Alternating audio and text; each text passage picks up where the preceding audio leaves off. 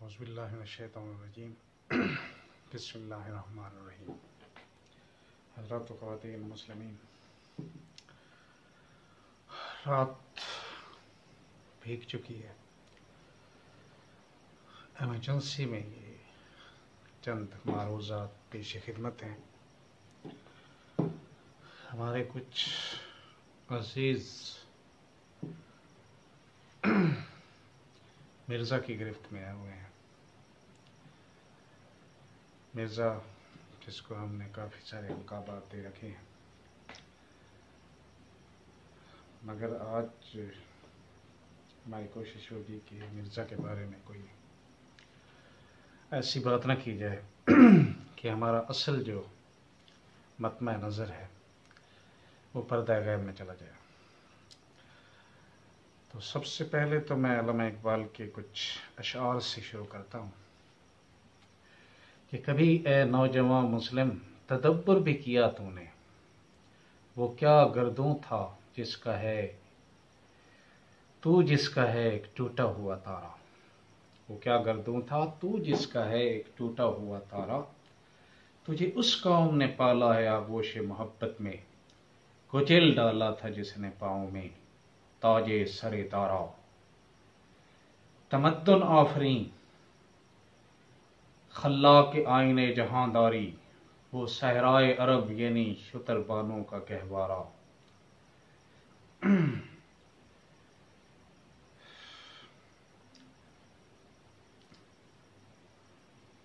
غرض میں کیا کہوں تو اس سے کہ وہ صحرا نشیں کیا تھے، جہاں گیرو جہاں تارو جہاں بانو جہاں آرا۔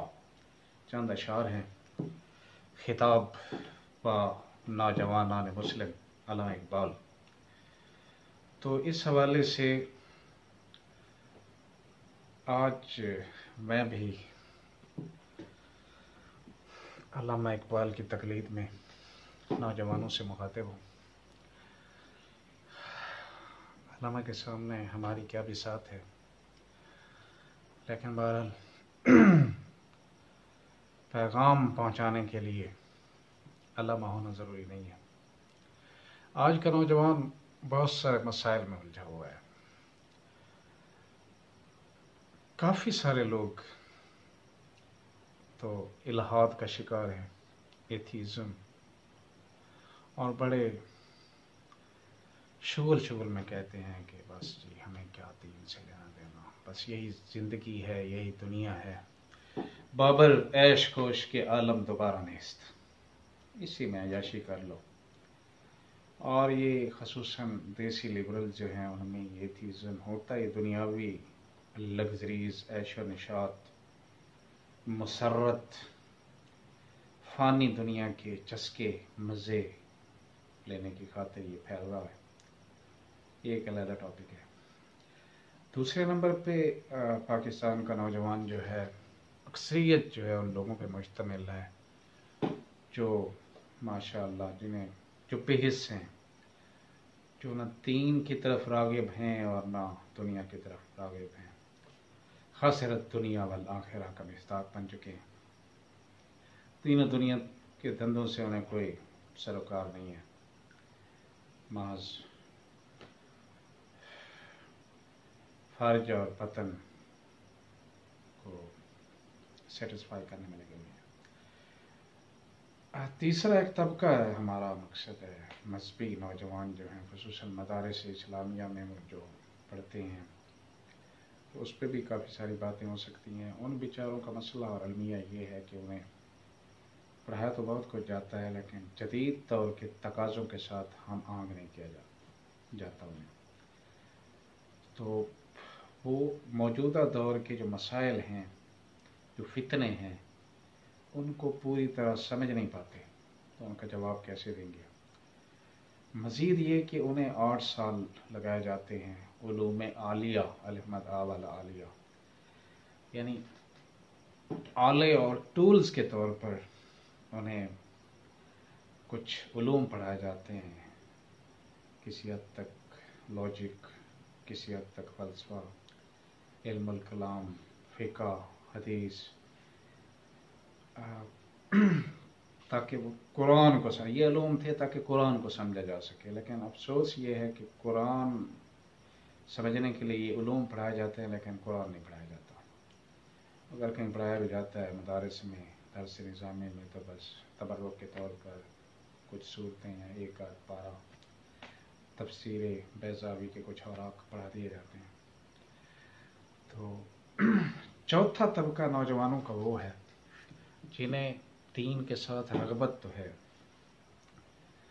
لیکن ان کی کوئی بیس نہیں ہے، یعنی دینی علوم کی کوئی بیس نہیں ہے، اور وہ آج کے ملاؤں کے جو فتنے ہیں، ملاؤں کی آپس میں جو چپکلش ہے، ملاؤں کا ایک دوسرے پہ جو مناظرے اور مجادلے کی دعوتیں ہیں، فرقہ وارانہ تصادم ہے، اور ایک دوسرے پہ تضلیل، تفسیق، تشریق اور بدعت کے فتوے ہیں، تو ان چیزوں سے وہ الرجک ہو جاتے ہیں، یہ والے نوجوان جنہیں دین میں دلچسپی ہے لیکن دینی علوم سے کوئی مقصد تعلق نہیں ہے۔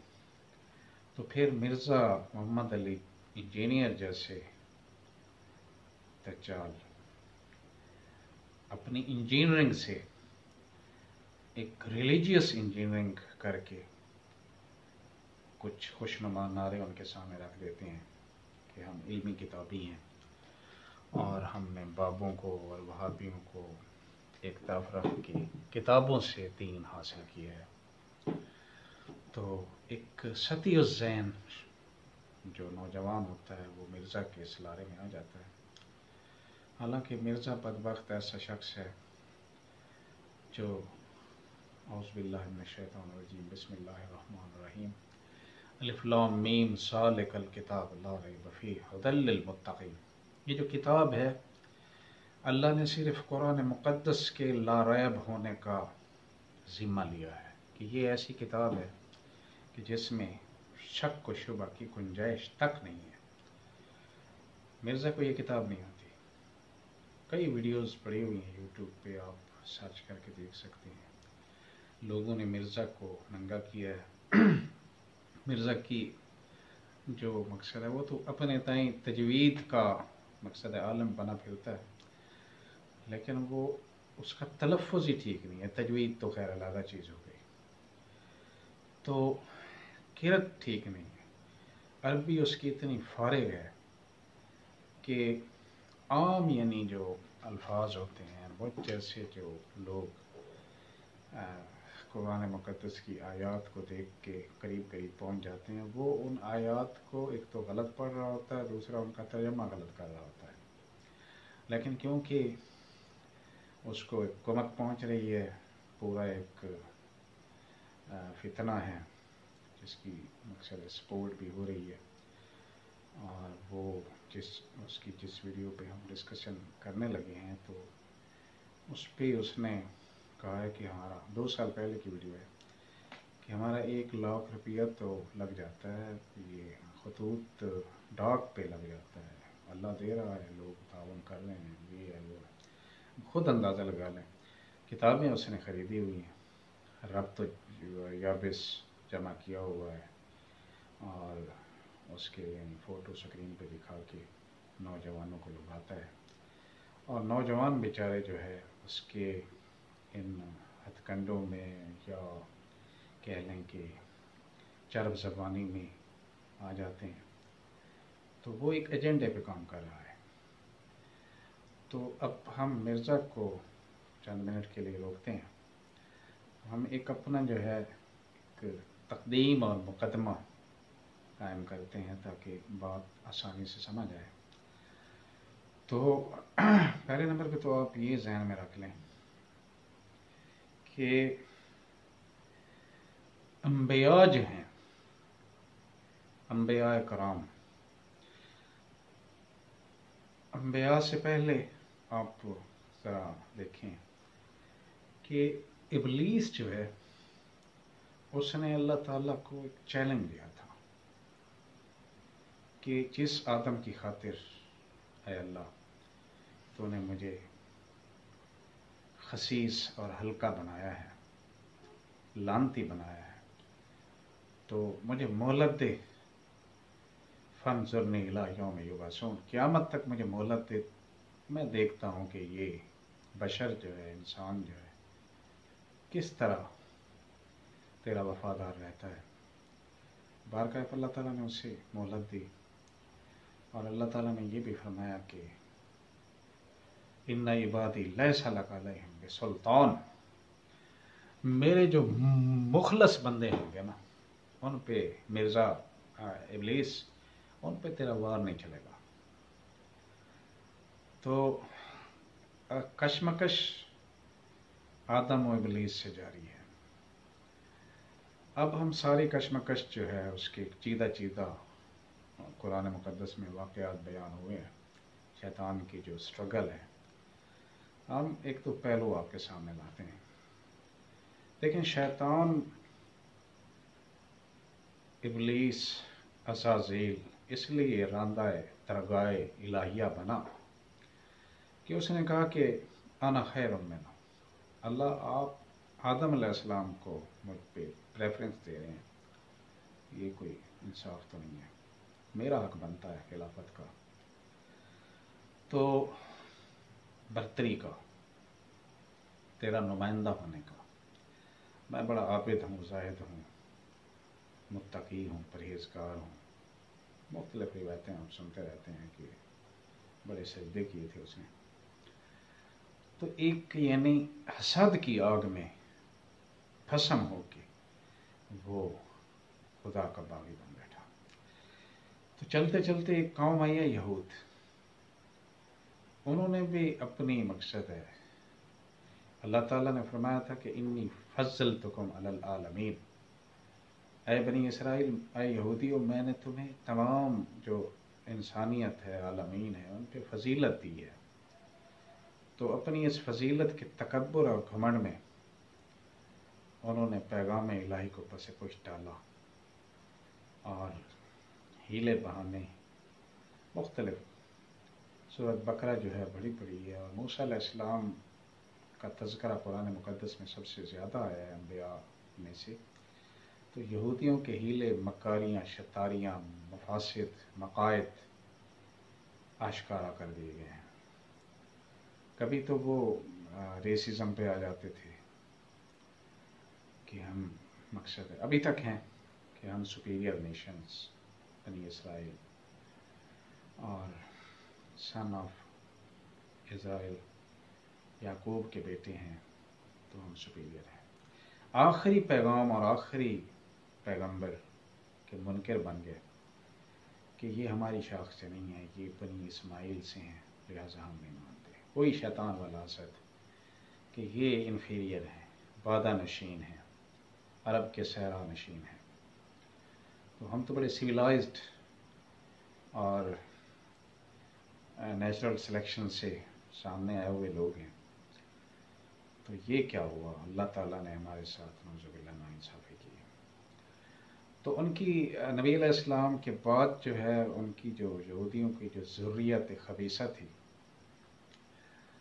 اس نے پھر نبوت محمد صلی اللہ علیہ وسلم کو ایک بادشاہت اور منارکی بنانا چاہا، جس میں ایک کنگ ہوتا ہے، کوئین ہوتی ہے، اور پھر ان کی نسل جو ہے آگے وہ شہنشاہیت سنبھالتی ہے۔ تو یہ تو پیغمبر کی نبوت تھی، اور اس نبوت کی آگے خلافت تھی، تو اس خلافت میں روڑے اٹکانے انہوں نے شروع کیے۔ یہ سارا جو مقصد ہے، صحابہ کرام کے خلاف لٹریچر تیار کیا گیا ہے، یہ رافضیت، سبائیت اور یہودیت و عیسائیت کے تانے بانے ہیں، جو ملفوف کر کے آل بیت کی محبت کا ان پہ وہ جو ہوتا ہے نا مقصد ہے، شوگر کوٹڈ کر کے یہ دیا گیا ہے، یہ زہر صحابہ سے نفرت والا۔ اور کچھ لوگوں کا تو مشن ہے، اور کچھ لوگ جو ہے وہ مغالطے میں آ گئے، اور خصوصاً نوجوان جو ہیں یہ مرزا جیسے دجالوں سے جو اپنی کم علمی کی وجہ سے جلدی جلدی متاثر ہو جاتے ہیں، تو یہ بغیر یعنی محسوس کیے اس ڈگر پہ چل نکلتے ہیں، اپنی اسلامی تاریخ سے بدزن ہونا شروع ہو جاتے ہیں۔ جب آپ اپنے ماضی سے بدزن ہو جائیں گے تو صاف ظاہر ہے کہ آپ کا مستقبل جو ہے وہ کسی اور کے ہاتھ میں چلا جائے گا، اور یہی مقصد ہے۔ اب واپس آتے ہیں، بات ابھی صحابہ کرام والی جو ہے وہ رہنے دیتے ہیں، تھوڑا پیچھے چلتے ہیں۔ دیکھیں، شیطان نے ہمیشہ اللہ کے جو نمائندے تھے ان کی کردار کشی کی بڑی کوشش کی ہے، اپنے تئیں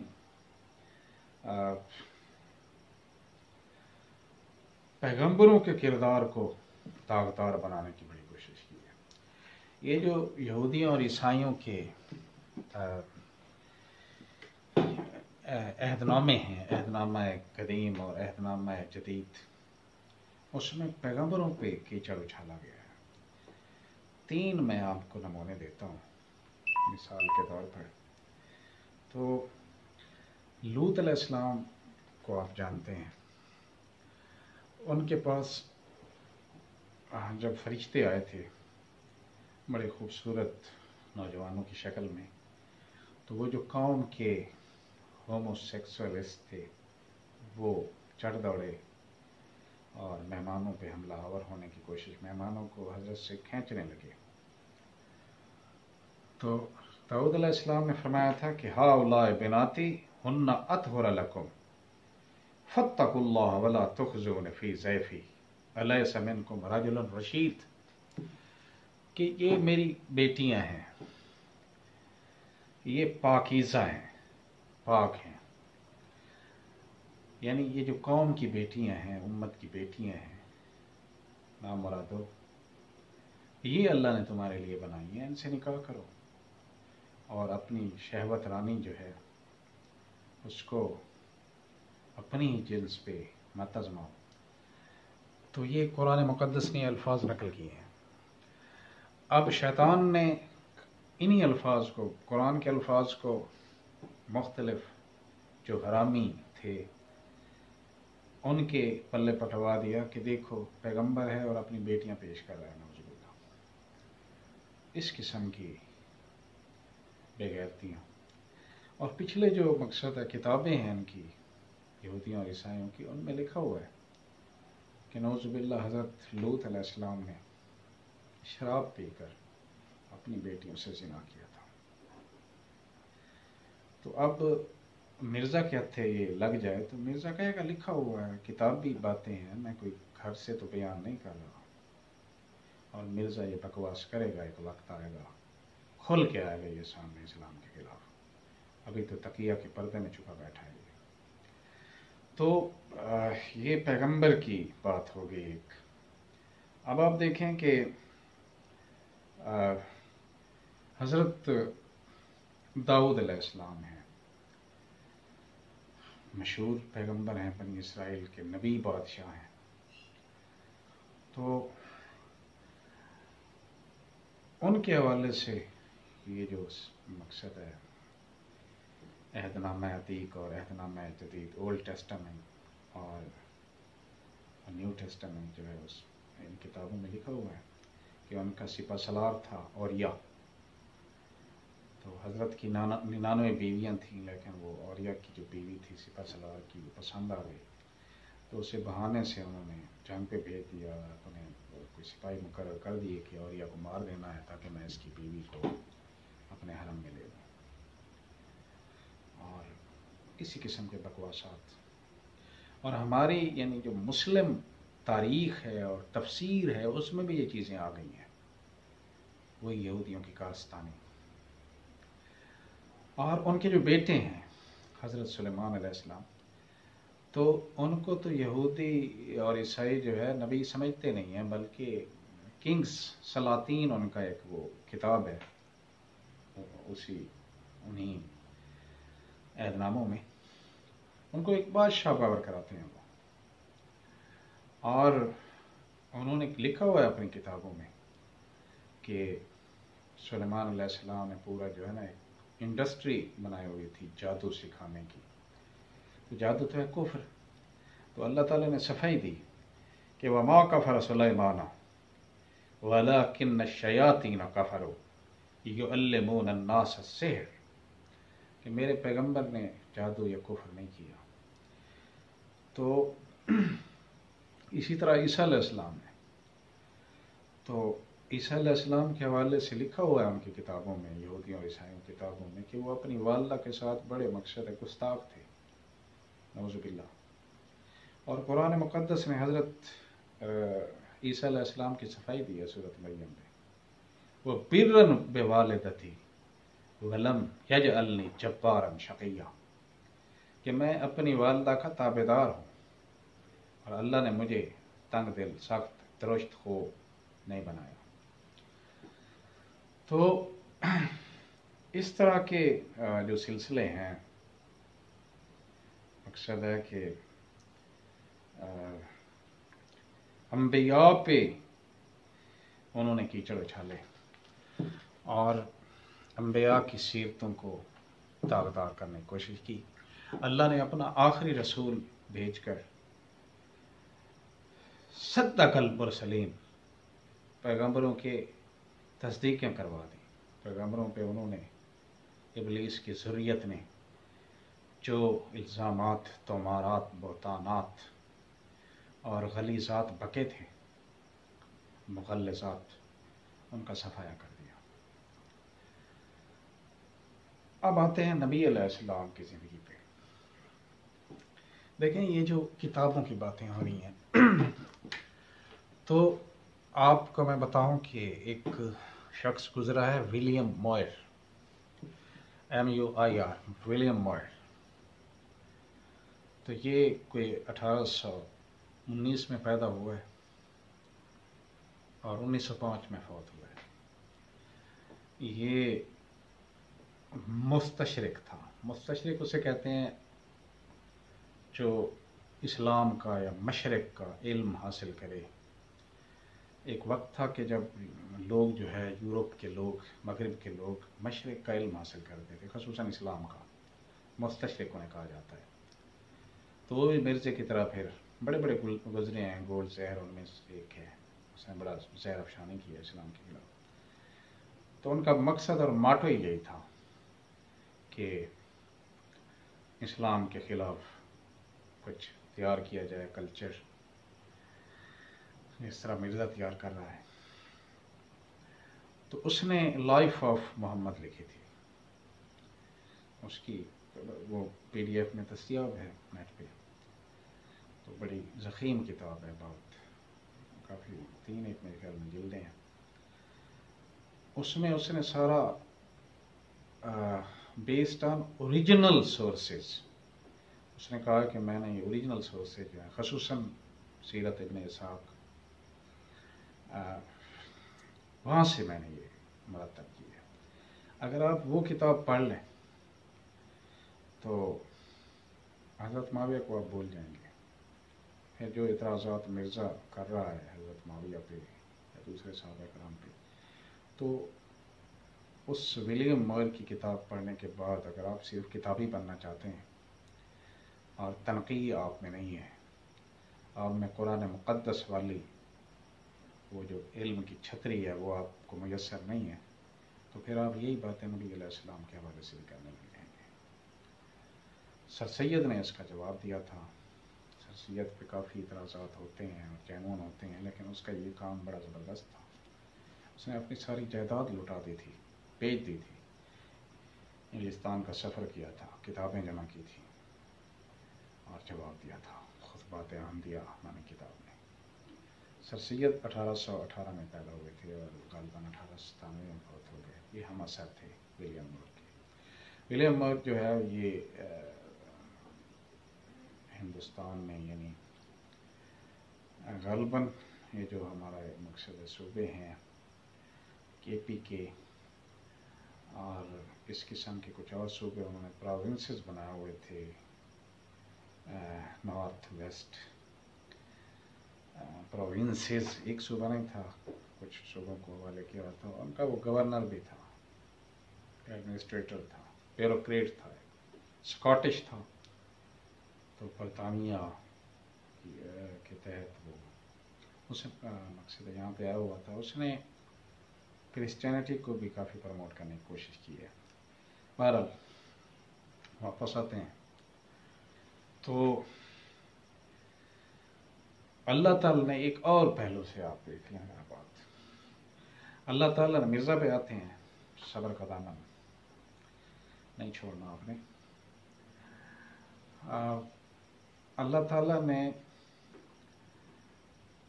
कुरान मुक़द्दस में जुल्म के हवाले से कुछ बातें की हैं। आप सारे जानते हैं कि इन्न शिर्क लज़ुल्मुन अज़ीम, शिर्क सबसे बड़ा जुल्म है और मुशरिक सबसे बड़ा जालिम है। इन्न शिर्क लज़ुल्मुन अज़ीम, और अल्लज़ीना आमनु वलम यल्बिसु ईमानहुम बिज़ुल्म, जहाँ भी शिर्क की बात हो रही है तो अल्लाह ने शिर्क को या मुशरिक को सालिम करार दिया और शिर्क को जुल्म करार दिया। एक और आयत है, अल्लाह ताला ने अपने पैगंबर से फरमाया है कि ला तत्रुदिल्लज़ीना यदऊना रब्बहुम, मेरा पैगंबर ये जो तेरे असहाब हैं इनको झिड़कना नहीं है, इनको खुद से दूर नहीं करना। आप का हिसाब इनके ज़िम्मे नहीं है, इनका हिसाब आपके ज़िम्मे नहीं है। और अगर बिलफर्ज वल मुहाल, ये सहाबा के दुश्मनों को एक चेतावनी देने के लिए ये अल्फाज आए हैं कि फ़ततरुदहुम फ़तकून मिनज़ ज़ालिमीन, अगर आपने इन्हें छिड़क दिया तो आपका शुमार ज़ालिमों में हो जाएगा।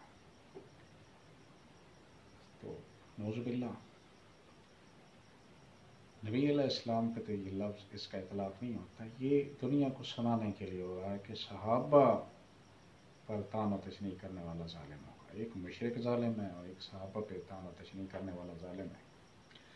और एक जो आम जिसे हम जुल्म कहते हैं, इन दो से हटकर नाहक कत्ल कर दिया, किसी की इज्जत आबरू बर्बाद कर दी, किसी का हक मार लिया, तो दाऊद अलैहिस्सलाम की ज़ुबानी उनके सामने दो बंदे आए थे और एक ने अपनी दास्तान दो भरी सुनाई थी कि ये बंदा है, मेरे पास एक भेड़ है और इसके पास 99 भेड़ें हैं, तो ये कमबख्त कहता है कि ये एक भी मुझे दे दे। और याद रखिए कि इस बात पे हमारे मुफस्सिरीन ने वही औरिया वाली बात की है कि 99 बीवियाँ उनकी थीं और एक भी मुझे दे दे। इतना गलाजत पड़ी पड़ी है हमारी तफसीरों के अंदर। तो बहरहाल हज़रत साहब ने फरमाया था कि कद ज़ालमा का, वो जो 99 वाला था उसे कहा कि तूने जुल्म किया है। तो ये मामला आगे फिर उन्होंने ये भी फरमाया था कि ये जो होते हैं ना खुलता, एक दूसरे के साथ मिल के पार्टनर जो होते हैं, शरीक कारोबारी, इनमें से अक्सर जो होते हैं ना इस किस्म के धंधे करते रहते हैं। इल्लल्लज़ीना आमनू, अलबत्ता जो ईमानदार होते हैं वो ऐसा काम नहीं करते। मतलब ये है कि 3 किस्म के ज़ालिम अल्लाह ने अमूमी तौर पर दिए हैं, एक मुशरिक, एक सहाबा को तबर्रा करने वाला मुखालिफ दुश्मन, और तीसरा मामलात दुनिया में हेरा फेरी करने वाला। तो अब जब अल्लाह ताला फरमा दें कि रज़ी अल्लाह अन्हुम व रज़ू अन्हुम, कि मैं उनसे राज़ी हूँ और वो मुझसे राज़ी हैं, यानी तेरे सहाबा जो हैं मेरे पैगम्बर, लक़द रज़ी अल्लाह अनिल मोमिनीन, अल्लाह मोमिनीन से राज़ी हो गया। अब मिर्ज़ा उल्टा होकर नाचता रहे, ये पढ़ ले, अल्लाह राज़ी है हज़रत मुआविया से, अल्लाह राज़ी है पैगंबर के हर सहाबी से, और ये नामालूम नसब रोज़ाना उठ के बैठ जाए, फलां साहबी ने ये गलती की, फलां ने ये गलती की, फलां ने ये गलती की, फलां ने ये गलती की, तो इसके नाम अमाल में तो ये खुद ख़ता और गलती है کسی منحوس کی، ورنہ حلالی شخص جو ہے اس کی زندگی کا مطمع نظر کم از کم یہ نہیں ہو سکتا۔ ایک شخص اپنا ترہ امتیاز اور وتیرہ بنا لے کہ میں نے صحابہ کرام کی غلطیاں نکال دی ہیں، تو وہ کل کلا کو پیغمبر کی غلطیاں بھی نکالے گا۔ خطا جو ہے، خطا اجتہادی انبیاء سے بھی ہو جاتی تھی، البتہ فرق یہ ہے کہ انبیاء کرام جو ہیں اللہ تعالیٰ ان کو متنبع کر دیتا تھا اس خطا پہ، وہ پیغمبر خطا پہ رہتے نہیں تھے۔ نبی علیہ السلام سے اللہ تعالیٰ نے فرمایا ہے کہ اف اللہ عنک لما اذنت لهم، کچھ لوگوں کو نبی علیہ السلام نے جہاد سے رخصت دے دی تھی، انہوں نے کچھ بہانے بنائے تھے، صاف ظاہر ہے آپ عالم الغیب نہیں تھے، لہٰذا آپ نے ان کی وہ جو عذر تھی قبول کیے، انہیں چھٹی دی، تو اللہ نے فرمایا اف اللہ عنک، اللہ نے میرا پیغمبر آپ کو معاف تو کر دیا ہے، لیکن آپ نے اجازت کیوں دی تھی؟ کل کلا کو یہ قرآن سے پھر وہاں تک بھی پہنچے گا۔ اہل سنت والجماعت مسلمان جو ہیں ان کا اجتماعی اور اجماعی عقیدہ ہے کہ انبیاء کرام معصوم ہوتے ہیں، ان سے ایسی کسی غلطی یا خطا کا صدور ممکن ہی نہیں ہے جو نعوذ باللہ نافرمانی اور بغاوت پہ جا ٹھہرے۔ البتہ پیغمبر بول سکتا ہے، آپ کے اور ہمارے جو جد امجد تھے بھول گئے تھے، حضرت آدم علیہ السلام، تو نسیان، خطا، غلطی بشر ہونے کے ناطے پیغمبروں سے بھی سرزد ہوتی رہی ہیں، لیکن شیطان ہی انہیں اچھالے گا، کوئی انسان کا بچہ تو انہیں نہیں اچھالے گا، کیونکہ وہ اللہ کے معصوم بندے تھے، اور اللہ نے ان کی ساری، اور ان کی خطا بھی کیا ہے کہ دو مقصد ہے سلسلہ، یا مثال کے طور پر دو راستے ہیں، دونوں راستے صحیح ہیں، لیکن ایک راستہ پکا ہے، ایک تھوڑا سا ذرا کچا ہے۔ اگر کچے راستے کی طرف کوئی پیغمبر جو ہے وہ چل پڑا ہے، اب یہ غلطی نہیں ہے، اس راستے نے بھی اسی منزل پہ جانا ہے، لیکن اللہ تعالیٰ کو یہ پسند نہیں ہے، اللہ تعالیٰ فرماتے ہیں میرا پیغمبر پکے راستے پہ چلے، تو اسے بھی ایک خطا اجتہادی کا جانا جاتا ہے۔ اور باقی علماء اسلام یا صحابہ کرام کے حوالے سے جو باتیں ہوتی ہیں، اگر ان سے کوئی بول چول جوک یا لغزش ہوئی ہے تو وہ خطا اجتہادی ہوتی ہے، نعوذ باللہ وہ اللہ کے دین کے کوئی باغی نہیں تھے، اجتہاد میں غلطی ہو گئی، ایک مشورہ کیا، ایک رائے لی، ایک کچھ سوچا، اور دین کے اندر اگر آپ غور و فکر کر کے، یعنی صحابہ کرام کی بات ہو رہی ہے اور علماء اسلام کی بات ہو رہی ہے، ہمارے اور آپ کی بات نہیں ہو رہی، آپ کچھ سوچتے ہیں نیک نیتی سے، لیکن آپ غلطی کر جاتے ہیں، تب بھی آپ کو اجتہاد کا ایک اجر ملتا ہے، اور اگر آپ صحیح راستے پہ جا پہنچتے ہیں تو پھر دوہرا اجر ملتا ہے۔ تو صحابہ کرام تو اے کم بخت مرزا وہ لوگ ہیں کہ اگر اجتہادی غلطی کریں